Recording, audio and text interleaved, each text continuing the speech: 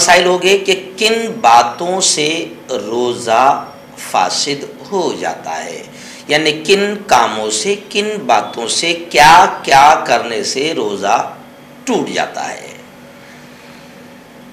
پہلی بات تو ایک بات سمجھ لیں کہ جن باتوں سے روزہ ٹوٹ جاتا ہے وہ دو طرح کی ہے۔ ایک وہ ہے کہ جن سے صرف روزہ ٹوٹ جاتا ہے اور بعد میں اس کی قضا کرنی پڑتی ہے، یعنی ایک روزے کے بدلے ایک ہی روزہ رکھنا پڑتا ہے۔ کچھ وہ ہیں، اور کچھ وہ ہیں کہ اگر وہ کام کر لیا روزے میں تو پھر بڑی سخت سزا ہے، اس میں روزہ تو ٹوٹے گا لیکن اس ایک روزے کے بدلے مسلسل 60 روزے رکھنا پڑیں گے۔ جی ہاں، جسے کفارہ کہتے ہیں۔ تو یہ دونوں مسائل سننا بہت ضروری ہے، اور بار بار سنیے تاکہ دماغ میں بیٹھ جائے اور غلطی نہ ہو۔ تو آج میں صرف وہ چیزیں بتاؤں گا کہ جن سے روزہ ٹوٹ جاتا ہے، اور پھر رمضان کے بعد جب آپ کو وقت ملے، جتنا روزہ آپ کا ٹوٹا، 1 2 3 جو بھی روزے آپ کے چھوٹے ہیں، تو اتنے ہی آپ کو رکھنا پڑے گے۔ اسے کہتے ہیں صرف قضا، روزے کی قضا۔ قضا کے معنی ہوتے پورا کرنا۔ روزہ قضا کرنے کے معنی یہ ہے کہ اگر اس کا ایک یا کئی روزے چھوٹ گئے تو اس کو صرف ایک یا جتنے روزے چھوٹے ہیں رمضان کے بعد اتنے ہی پورے کرنا ہے، اتنے ہی روزے رکھنا ہے۔ تو آج صرف قضا کن صورتوں میں کرنا پڑتا ہے وہ میں بتا رہا ہوں، اور آئندہ کل قضا بھی کرنا پڑتا ہے، اور اس کے بدلے، اس ایک روزے کے بدلے 60 روزے کفارے کے طور پر رکھنا پڑتے ہیں۔ وہ صورتیں بتاؤں گا، وہ بڑی ڈینجر صورتیں ہیں، اس کا یاد رکھنا بہت ضروری ہے۔ چلیے آئیے جن سے روزہ ٹوٹ جاتا ہے اور صرف قضا کرنا پڑتی ہے وہ شکلیں سن لیجئے۔ نمبر 1، کسی نے زبردستی روزے دار کے منہ میں کچھ ڈال دیا اور وہ حلق سے اتر گیا۔ زبردستی۔ اب آپ بولیں گے ایسا تھوڑی ہوتا ہے مفتی صاحب، ہوتا ہے۔ ہمارے اس پیارے ملک میں بھگوا آتنکوادیوں نے ایسا بھی کیا ہے کہ کچھ مسلمانوں کو پکڑ کر باقاعدہ ان کے منہ میں روٹی ڈالی، ان کو پانی پلایا، اور جان بوجھ کر شرارت کرتے ہوئے ان کا روزہ توڑوایا۔ جی ہاں، تو ہے ہمارے ایسے بھگوا آتنکوادی، تو ایسا ہوتا ہے۔ تو ایسی شکل میں اگر کسی نے زبردستی ہمارے منہ میں کچھ ڈال کر ہمارا روزہ توڑوایا تو ہم نے نہیں توڑے، اس لیے ہم کو یہ ایک ہی روزہ بعد میں رکھنا پڑے گا، قضا کرنا پڑے گا۔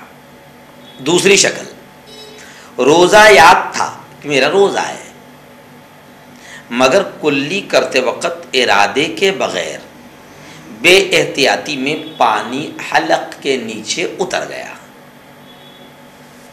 معلوم ہے کہ میرا روزہ ہے، کلی کر رہا تھا، زیادہ غرارہ کر رہا تھا، اور ارادہ نہیں تھا کہ پانی میں پیوں، ارادہ نہیں تھا ایسا، لیکن پانی حلق کے نیچے اتر گیا۔ تو ایسی شکل میں بغیر ارادے کے پانی نیچے اتر گیا ہے، اسی لیے تو کہا گیا کہ روزے میں غرارہ نہیں کرنا۔ جی ہاں، بار بار ناک پہ پانی نہیں چڑھانا۔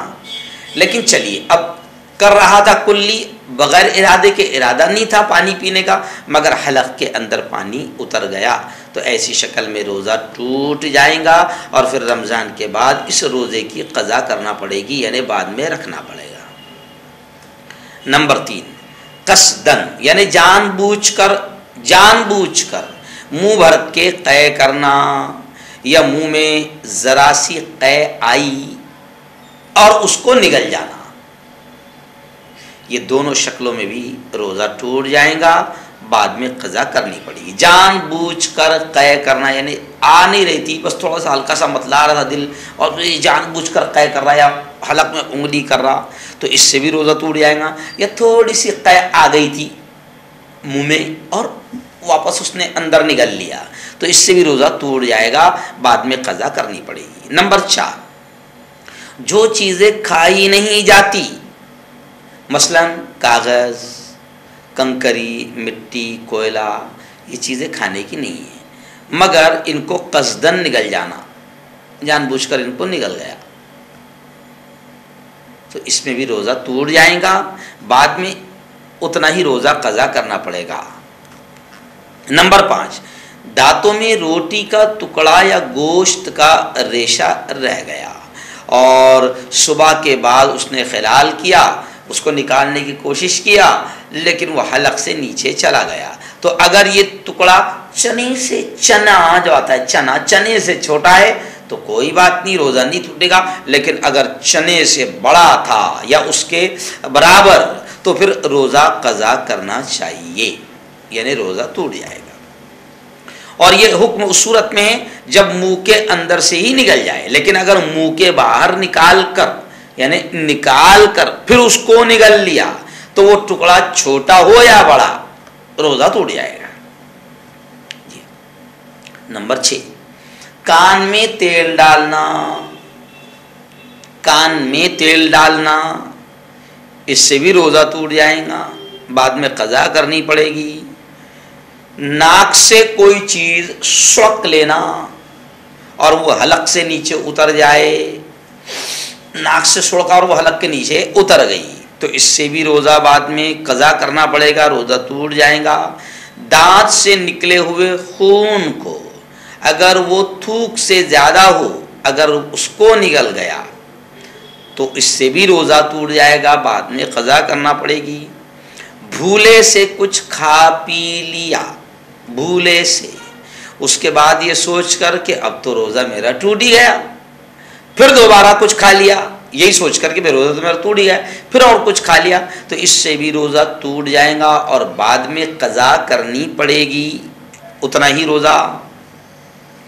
اچھا، نمبر 10، صبح صادق کے بعد، صبح صادق ہو گئی یعنی سحری کا وقت ختم ہو گیا، اب یہ خیال کر کے سحری کھا لی کہ ابھی تو وقت باقی ہے تو اس سے بھی روزہ نہیں رہے گا، بعد میں روزہ قضا کرنا پڑے گا۔